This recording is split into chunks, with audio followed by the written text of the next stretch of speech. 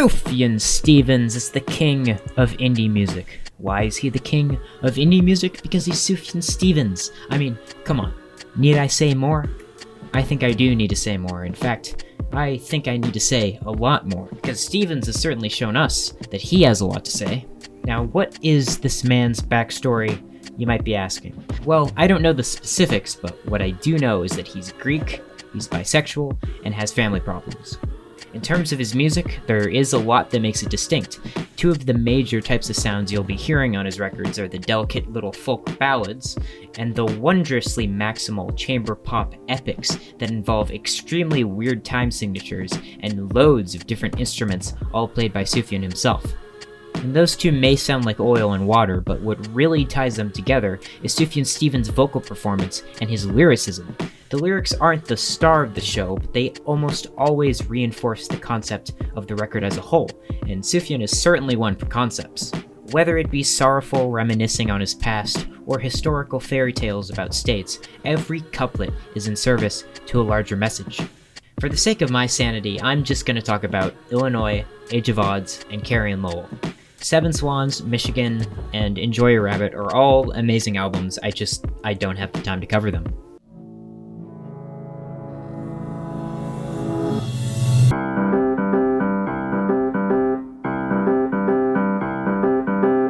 Okay, Illinois, as great as it is, would probably strike someone who is new to Sufjan as a daunting listen, even if it isn't the longest in runtime.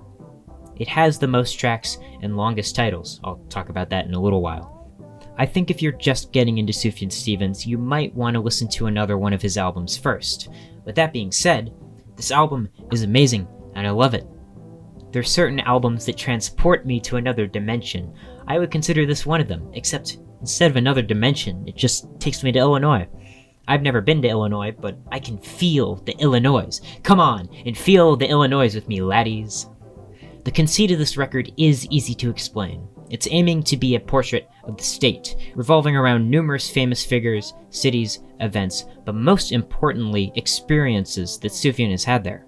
Even though that might not sound that interesting if you don't particularly care about Illinois, he covers everything through such a personal lens. He finds a way to humanize each and every subject of a song. He even makes you sort of sympathetic towards John Wayne Gacy. John Wayne Gacy! I should talk about the track names. They're certainly a big part of this album's mythos. Allow me to read the longest of which right here, right now. The Black Hawk War, or How to Demolish an Entire Civilization and Still Feel Good About Yourself in the Morning. Or, We Apologize for the Inconvenience, but You're Going to Have to Leave Now. Or, quote, I have fought the big knives and will continue to fight them until they are off our lands, end quote. It is a 2-minute long instrumental interlude. Even if that is the longest title by far, a lot of the 22 tracks have real wordy names. A bit of an anecdote, but I was looking to play some of the songs on my guitar. This dude Sufjan picked some weird time signatures, dude. It's borderline math pop. I'm not going to talk about many of the individual tracks, except for one in particular. The predatory wasp of the Palisades is out to get us. I'm not sure I could pick a favorite song on the record, but Wasp is like top 2 or 3 for me. Sufjan has described it as his coming-of-age story, and it is real narratively structured. The general picture is about Sufjan falling in love with a boy at a summer camp when he was a kid, and the wasp is a metaphor for love. The instrumental swells of strings and horns and stuff is so darn delightful, it's just dripping with nostalgia. Supposedly, the meaning of the song has been contested by people. I think it's pretty obvious that it's about gay love, not obnoxious or anything, it's tasteful, and as far as I can tell, there weren't many songs about being gay in the indie scene during this period.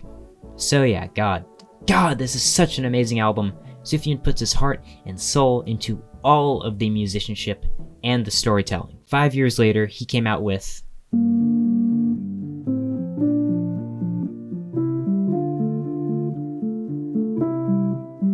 Although I did listen to Carrie and Lowell first, I think this was the album that solidified my love for his music. This is a pretty major departure from his other works, and it seems to be aware of that fact, and attempts to ease the listener in with futile devices, which is a definitive instance of folk Sufjan. And oddly enough, the subduedness present here only really pops up in 2 other places on the record. It's an apprehensive song about his relationship with somebody, who he has a deep connection with, but he doesn't know what that connection is exactly. For the most part, Age of Odds is a headfirst dive into a very different Sufjan sound, grandiose electronica.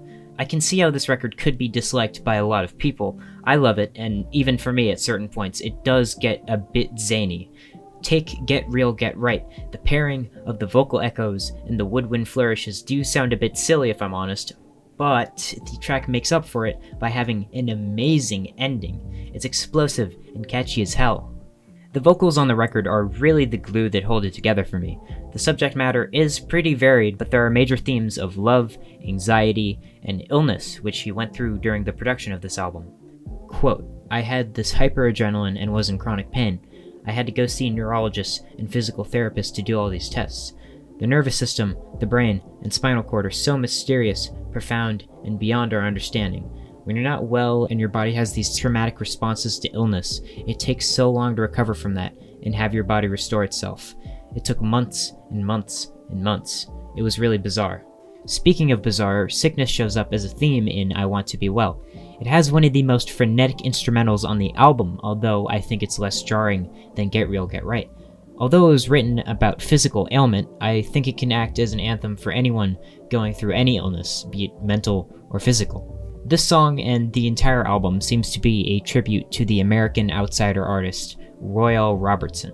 Quote from the Smithsonian, "Prophet Royal Robertson spent most of his life in Louisiana. As a teenager, he left to travel along the West Coast, but returned after a few years to take care of his elderly mother. In 1955, he married, but after 19 years, his wife left him and took their children to live in Texas. Devastated, Robertson began to decorate the inside and outside of his house with drawings denouncing his wife's betrayal. Over the next decade, this obsession became a mental disorder that convinced him that he was the victim of an evil female conspiracy. Robertson most likely suffered from paranoid schizophrenia, but nonetheless his art incorporated elements of sci-fi and folk, and I'm pretty sure he was a professional sign maker. His house was super eccentric. It was filled with all types of calendars, altars, and according to one source, he even had hidden rooms. Anyways, my point is this album encapsulates Robertson in so many ways that I didn't know before researching this video. All of the imagery associated with this album is artwork by him. The name Age of Odds is inspired by him. Even the record sonically is a blending of folk and electronica, exactly like how Royal blended sci-fi and folk art. Pretty much the only element of his work Stevens didn't carry over was his misogyny, and I don't blame him. What's ironic about it is, despite being so deeply rooted in outsider art, this is his highest charting album. It peaked at number 7 on the Billboard Top 200. I mean, this is an album whose last track is 25 minutes long. Speaking of which, the closing track is Impossible Soul, which clocks in at 25 minutes. Good lord, it's hard to believe how quickly it goes by. It switches from ominous to uplifting to intimate. At times it's talking about wanting to get with a girl, at others it's making grand statements about society. Sufjan has said that it took about 4 years to fully complete, and it's obvious why.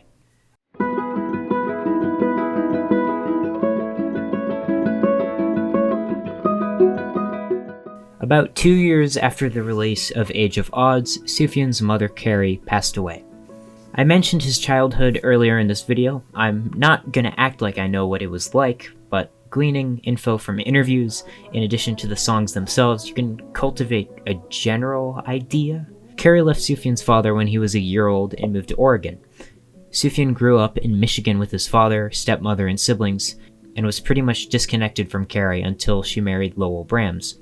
Over the course of about 4 years, Sufjan and his siblings visited them in Oregon over the summer. Those were the times when he and Carrie were the closest, and he has a lot of fond memories about those trips. There's many references to them on the Carrie and Lowell LP, unsurprisingly. Carrie suffered from many problems.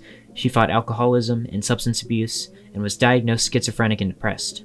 After these visits in Oregon, they didn't really connect again until she was diagnosed with stomach cancer sometime around 2012. Between that time, Sufjan says he pretty much lost contact with her. She was homeless some years, living at assisted living facilities in others. However, he did keep in contact with Lowell, and says that he's the closest of his parental figures. They actually co-founded a record label together, Asthmatic Kitty, which is what Sufjan releases all of his albums under. Now, I haven't talked about the album itself yet, but I think the backstory of this record is vital to understanding its place in his discography. All of his albums that I've researched have a lot of self-mythology interwoven in the lyrics and the general subject matter. The concepts of each almost serve to put his own experiences through some kind of filter. In Age of Odds, it was through the perspective of Royal Robertson. In Illinois, it was through his memories and the knowledge he had of the state. On Carrie and Lowell, there really isn't any veil like that obscuring a portrait of the man himself. And that's reflected in the sparseness of the music. There's not really any extraneous sounds, just Sufjan over a guitar for most of it. Quote from him, "Don't listen to this record if you can't digest the reality of it." And that reality is pain over the loss of someone who was tragically absent from his life. I mentioned before the sparseness of this record, and there's very few moments where it isn't just Sufjan's vocals accompanied by guitar. There are no drums whatsoever. However, even though it is stripped back, it retains the masterful songwriting he showcased on his past albums. Sufjan has said that Carrie and Lowell was a cathartic experience to produce. In the months following her death, he said that he fell into many of the same destructive habits that his mother did, almost in a way of trying to join her. That's kind of the subject matter of The Only Thing. His suicidal urges are curbed by the beauty of the natural world and his faith. Perhaps the most devastating cut on the album has to be 4th of July. What a concept for a song. It is a conversation between him and Carrie about accepting her death and moving forward. But the combo of the despondent and unchanging piano line combined with the layered metaphors in the lyrics, there's just so much to unpack. The Tillamook burn, the Versailles, the Loon, so amazing.